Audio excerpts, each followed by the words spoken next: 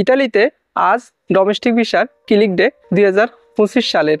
Domestic visa কি? আসসালামু আলাইকুম ভিউয়ার্স, আমি রিয়াদ ইসলাম ইতালি থেকে। আশা করি আপনারা সবাই অনেক ভালো আছেন। আপনাদের মধ্যে থেকে প্রতিনিয়ত অনেক মানুষ কমেন্ট করে থাকেন, ইতালিতে ডোমেস্টিক ভিসা আসলে আমরা কি কি কাজ করতে পারবো, ডোমেস্টিক ভিসা আসার কতদিন পর আমরা ডকুমেন্ট পাবো, ডোমেস্টিক ভিসা পাওয়ার সম্ভাবনাটা কতটুকু। তো আজকের এই ভিডিওটি যদি আপনি কন্টিনিউ করেন, আপনার ডোমেস্টিক ভিসা সম্পর্কে আর কখনো হয়তো ভিডিও দেখা লাগবে না। তো মূল ভিডিওতে যাওয়ার পূর্বে আপনারা যারা এই চ্যানেলে নতুন দর্শক, আপনার চ্যানেলটি সাবস্ক্রাইব করে পাশে থাকবেন এবং ভিডিওটি একটি লাইক করে দিবেন। আর যারা অলরেডি অনলাইন ওয়ার্ল্ড স্টোরি চ্যানেলটি সাবস্ক্রাইব করেছেন তাদেরকে অসংখ্য ধন্যবাদ। আপনাদের মধ্যে থেকে এমন অনেক মানুষ রয়েছেন যারা ইতালিতে ভিসার জন্য আবেদন করেছেন বা করবেন। আল্লাহ চাইলে হয়তো আপনারা ইতালিতে আসবেন। আপনাদের মধ্যে থেকে এমন অনেক মানুষ কিন্তু রয়েছে যাদের ইতালিতে আপন বলতে কেউ নেই। মানে এমন অনেক মানুষ থাকে না যাদের আপন বা আত্মীয় স্বজন বলতে ইতালিতে কেউ নেই। তারা কোথায় থাকবে, কোথায় যাবে? তাদের জন্য খুব শীঘ্রই আমাদের ইউটিউব চ্যানেলে আমরা একটা ভিডিও নিয়ে আসব। যাদের ইতালিতে আত্মীয় স্বজন বলতে কেউ নেই, তারা কিভাবে বাসা পেতে পারে, তারা কিভাবে থাকার ব্যবস্থা করতে পারে। তো ভিউয়ার্স, আপনারা যারা ইতালিতে ডোমেস্টিক ভিসা আবেদন করবেন তাদের জন্য আজকের ভিডিওটি খুবই গুরুত্বপূর্ণ আমি মনে করি। সর্বপ্রথম জানা যাক যে ডোমেস্টিক ভিসাটা কি। আজকে ক্লিক ডেট 7 তারিখ, আপনারা জানেন 7 তারিখে ইতালিতে ডোমেস্টিক ভিসার আবেদন শুরু সকাল 9টা থেকে। আপনার অধিকাংশ মানুষ জেনে থাকবেন রাত 8টা পর্যন্ত। তো ডোমেস্টিক ভিসা আসলে হলো আপনার বাসা বাড়ির কাজ, যেমন বাসার মধ্যে রান্না করার কাজ, বাসা পরিষ্কার করার কাজ। এই কাজগুলোকে মূলত আপনার ডোমেস্টিক ভিসার কাজ বলা হয়ে থাকে। এছাড়া আমরা অনেক সময় দেখি যারা বয়স্ক লোক আর কি, তাদের সেবা যত্ন করা আর কি।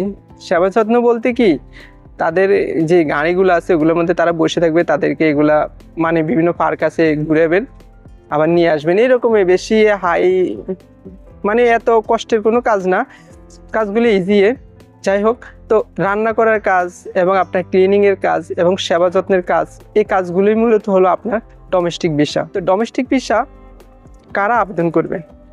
আসলে এই ডোমেস্টিক ভিসার ক্ষেত্রে একটা কথা না বললে নয়, খুবই বাস্তবতা।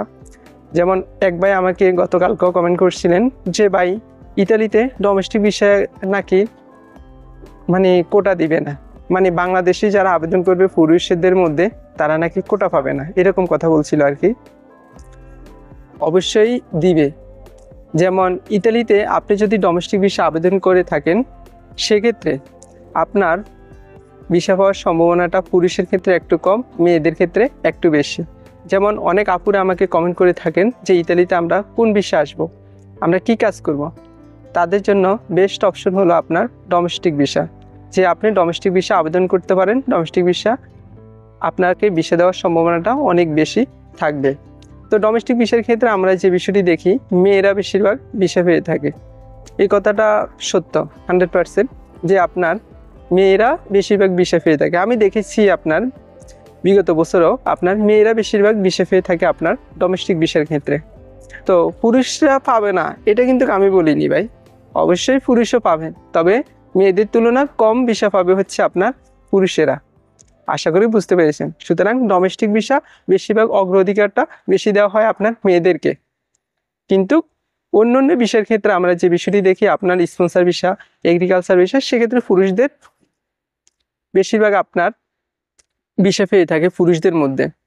তবে ডোমেস্টিক ভিসা অবশ্যই ছেলেরাও আবেদন করতে পারবে, মেয়েরাও আবেদন করতে পারবে। সুতরাং এটা আপনি নিশ্চিত থাকতে পারেন, এখানের মধ্যে দুইজনেই আসতে পারবে, ছেলেও আসতে পারবে, মেয়েও আসতে পারবে। তবে মেয়েদের ক্ষেত্রে ভিসা পাওয়ার সম্ভাবনাটা বেশি থাকে। আশা করি এ সম্পর্কে আপনারা ক্লিয়ার হয়ে গেছেন। এ সম্পর্কে আমি মনে করি আপনাদের আর কোনো ধারণা থাকার কথা না।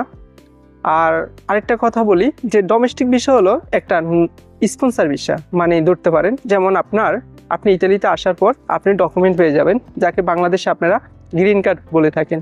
কার্ডটি আপনি পেয়ে যাবেন আসার পর 1 বছরের ভিতরে বা 6 মাসের ভিতরে, মানে আপনার সেন্টার অনুসারে কোন শহরে আপনি অ্যাপ্লাই করছেন ওই শহর অনুসারে আর কি।